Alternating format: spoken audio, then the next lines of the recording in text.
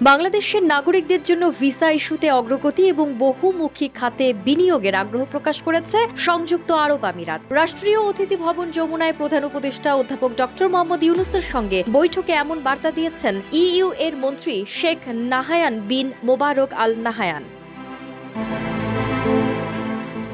মন্ত্রণালয় পর্যায়ে এই প্রতিনিধি দলের নেতৃত্ব দেন ইউএই এর মন্ত্রী শেখ নাহায়ান। প্রতিনিধি দলে আরও ছিলেন ইউএই পররাষ্ট্র মন্ত্রণালয়ের প্রতিমন্ত্রী আহমেদ বিন আলী আল শায়েখ ও বিনিয়োগ মন্ত্রণালয়ের আন্ডার সেক্রেটারি মোহাম্মদ আব্দুর রহমান আল হাওয়ি।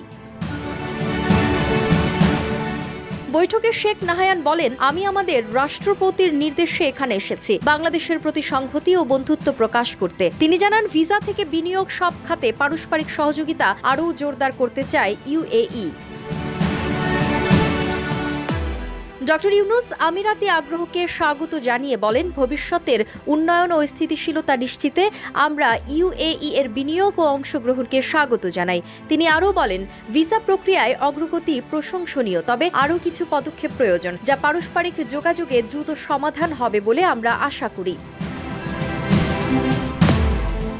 ইতোমধ্যে ইউএই সরকার প্রতিদিন ৩০ থেকে ৫০টি ভিজিট ভিসা ইস্যু করছে। ব্যবসায়িক প্রতিনিধিদের জন্য বাল্ক ভিসা দ্রুত ইস্যুর উদ্যোগ নিয়েছে আমিরাত। পাশাপাশি দক্ষ পেশাজীবীদের জন্য অনলাইন ভিসা ব্যবস্থা পুনরায় চালু হয়েছে। হোটেল কর্মী, বিপণন ব্যবস্থাপক সহ বিভিন্ন পেশার লোকজন এই সুবিধার আওতায় ভিসা পাচ্ছেন। এছাড়া নিরাপত্তা রক্ষীর জন্য ইতোমধ্যে ৫০০টি ভিসা ইস্যু হয়েছে।